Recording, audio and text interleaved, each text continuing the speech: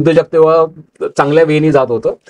कोविडला तो इम्पॅक्ट आला, पण आता एव्हरीथिंग इज फाईन नाव. मी उद्योजक 10x has grown also, so it's really nice.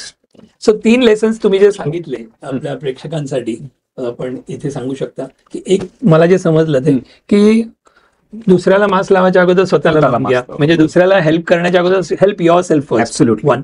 दुसरी गोष्ट तुम्ही सांगितली कुठली point, second source of income. Source of income तुमचा असला पाहिजे. ऍब्सोल्युटली. आणि तिसरा पॉईंट कुठला तुम्ही, there is always an opportunity in a problem. म्हणजे कॉइन सारखी गोष्ट आहे, जिथे प्रॉब्लेम आहे तिथे ऑपॉर्च्युनिटी, आणि मोठी ऑपॉर्च्युनिटी असते, मोठी ऑपॉर्च्युनिटी असणार. आणि मी हे निश्चित सांगू शकतो की प्रत्येकाला प्रॉब्लेम आहे तोपर्यंत प्रॉब्लेम आहे. त्यामुळे ह्या opportunity how you see it. Absolutely. कारण जे कॉमन प्रॉब्लेम्स असतात ना, त्याला जर तुम्ही सोल्युशन्स काढायचा प्रयत्न केला, सो त्याच्यात तुम्हाला भरपूर यश मिळू शकतं. वा वा वा, मस्त. एक प्रश्न असा की लहानपणीचे तुमचे कोणते असे संस्कार होते, हा प्रश्न माझ्या टीमनी पण काढला, त्यामुळे मी बघून पण वाचतोय. तर लहानपणी ते तुमचे कोणते असे संस्कार किंवा अनुभव तुमच्या फायनान्सच्या दृष्टिकोनातून प्रभाव पाडणारे ठरले?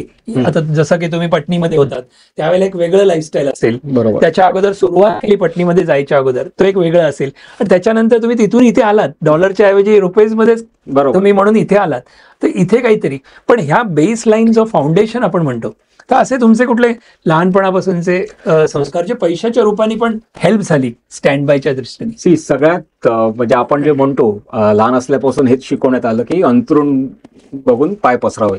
आणि सगळ्यात महत्वाचं, जे इन्कम मिळतं त्याप्रमाणेच एक्सपेन्स आपण केलं पाहिजे. म्हणजे सेव्हिंग्स दर महिन्याला हे एवढं झालंच पाहिजे, हे आधीपासूनच आईने आम्हाला सांगितलेलं होतं की एक्सपेन्स त्याप्रमाणे ऍडजस्ट केला पाहिजे. आई वॉज फर्स्ट गुरु. आणि त्याचा उपयोग प्रचंड झाला. म्हणजे आणि कन्सिस्टन्सी, म्हणजे कुठच्याही गोष्टीला सातत्य हे महत्वाचं आहे. तुम्ही आज एक गोष्ट केली आणि उद्या ती थांबली तर त्याला काही अर्थ नाहीये. बरोबर. एकदा त्याच्यात गेल्यामुळे, कारण ह्या सगळ्या गोष्टींचा लॉंग टर्म मध्ये फायदा होतो हे पण सांगितलं. आता लहान असताना तुम्ही म्हणाल तर तेव्हा आताचे जे काय म्हणतात त्याला म्युच्युअल फंड, इन्शुरन्स, हा प्रकार तेवढा नव्हता. पण recurring deposit was the another way. हो बरोबर. PPF was an other. Savings ते शिकवलं की सेव्हिंग्सला ते सेव्हिंग्स तरी असलं पाहिजे. सो त्यावेळेला त्याचं महत्व कळलं. आणि नंतर जसं मी स्वतः MBA फायनान्स झाल्यामुळे किंवा DBA फ्रॉम ICFI झाल्यामुळे मला फायनान्सची आवड प्रचंड निर्माण झाली. मी स्वतः इक्विटी रिसर्च बारिंग्स मध्ये पण इंटर्नशिप केलेली, बँक ऑफ बारिंग्स मध्ये, बारिंग सिक्युरिटीज मध्ये. आणि ते फील्ड माझं प्रचंड आवडीचं आहे. अच्छा, कुठलं? इक्विटी